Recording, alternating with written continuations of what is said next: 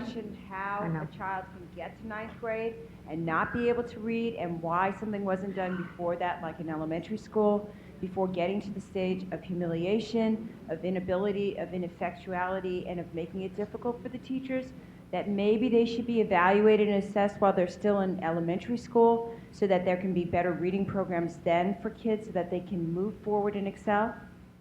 Well, there should be, there should be early child, so let's go through all of this. Yes, you're totally right. There should be early childhood programs. We know when you have early childhood programs for kids who are 3 and 4 and 5, you have a much better shot of preparing them for schools.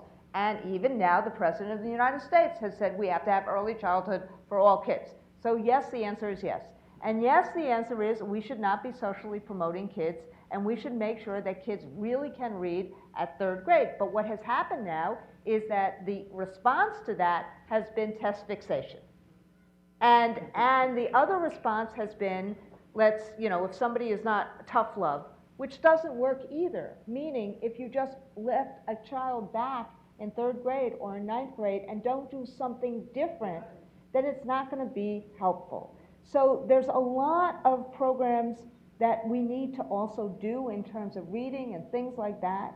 But what I think this gentleman was saying was that if we get to high school and a child has been socially promoted, and I have watched that, I've watched principal after principal basically say, this child has to go to the next grade.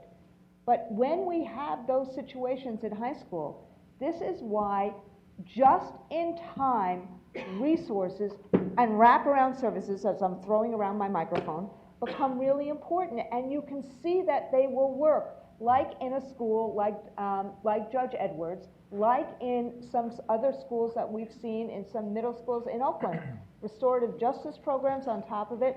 The point is, we all have to cloak kids when we see them, and that we can't pit the educators against juvenile justice folks or against their parents, and we have to come up with these series of interventions which we know will work. We get a quick response from Manuel, and I'll move on over here. Yeah. Look, Tavis, I think for me, you know, again, I think the big question for us is what is starting to happen is that as a young person gets in trouble, that's when they bring the resources.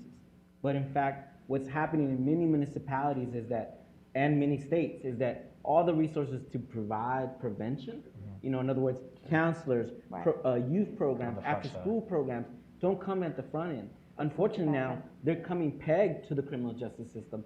So one of the quick questions is now, is no longer are they, you know, getting paid just to police us, but now they're there also to educate us. You know, Sheriff Baca says he runs the biggest, you know, education system in the state. I mean, because now he's basically having a lot of people who are going through his jail who are going through it. So to me, again, is where we're putting the money, right? Where that money's going, to really talk about how do we get to that early prevention aspect of it, because again, the money's not going there. It's once you get in trouble, that's when you get a service. That makes no sense to me. Again, trouble is always something we got to question, but again, we got to really look at where that money's going.